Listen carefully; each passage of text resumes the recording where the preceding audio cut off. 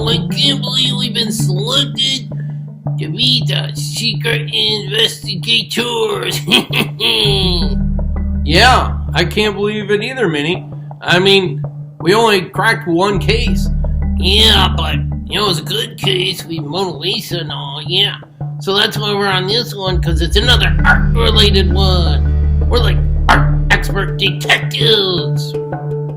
I guess so. So, how are we gonna crack this case?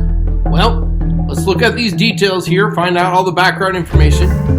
This is the artist Caspar Friedrich, who liked to paint mysterious paintings.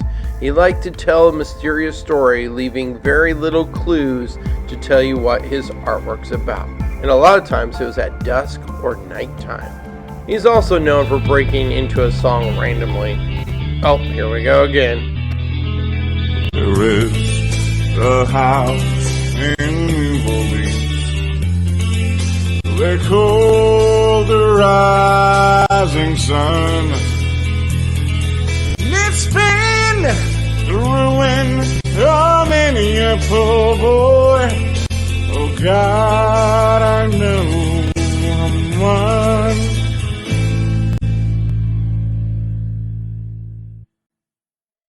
Caspar Friedrich was a landscape painter of the 19th century, and he was part of the Romantic period, where a painter would paint pictures of nature and showing it in a mysterious way. He often would paint a silhouetted figure against a sunset, a nighttime sky, a field.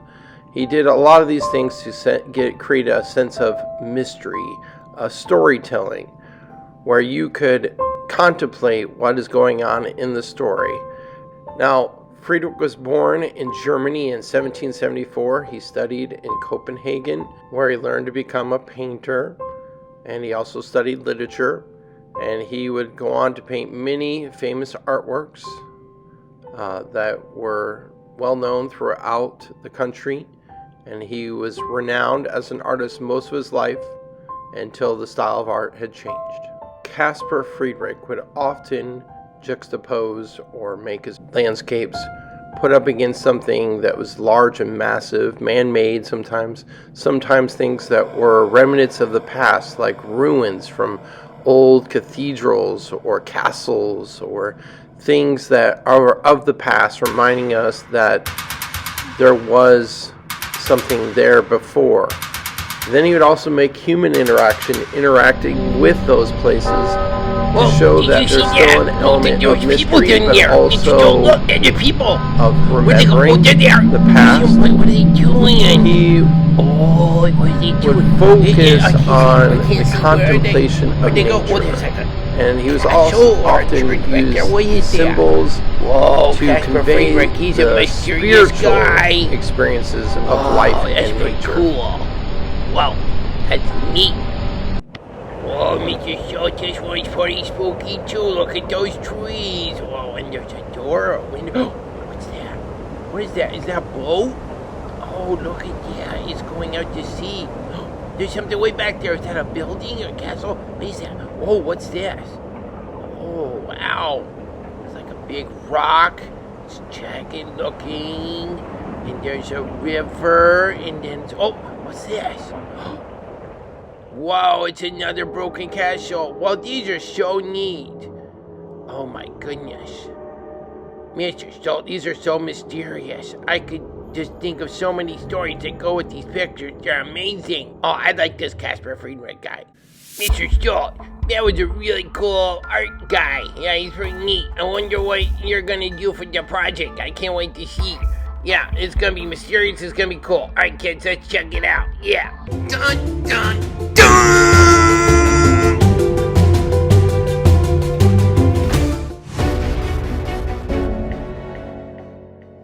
Okay, now in our crime scene, first you're going to have to make a drawing of what you want it to look like. So you can put in characters, like here I'm adding myself, looking like Sherlock Holmes with a flashlight.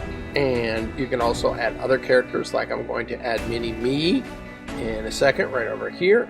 And then also you want to make a background where you're at. And so in this drawing, I'm in my room investigating the paintings. After you make a background, you can also add hidden clues. Now it could be clues you make up, or it could be like the symbols we found hidden in the paintings.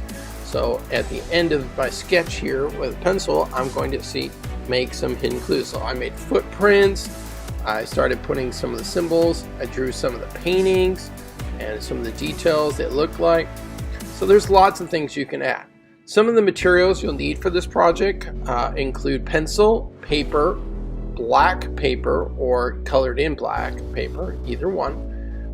You also need either Sharpie markers or pens. It could be colored pens, black pens, blue pens, whatever, and a Ziploc bag. Now the Ziploc bag, the bigger it is, the bigger size paper you can use. So here I'm using a gallon bag, and now I put the white paper inside of the Ziploc bag, and now I am tracing my drawing with a black Sharpie.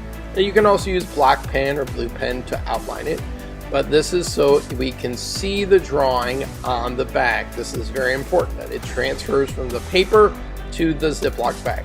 Now I'm coloring it in with colored Sharpies. Now, as I said, you can use gel pens or pens, anything that will write on a Ziploc bag. Regular markers will not stay on. They'll draw on it, but then they'll smear off.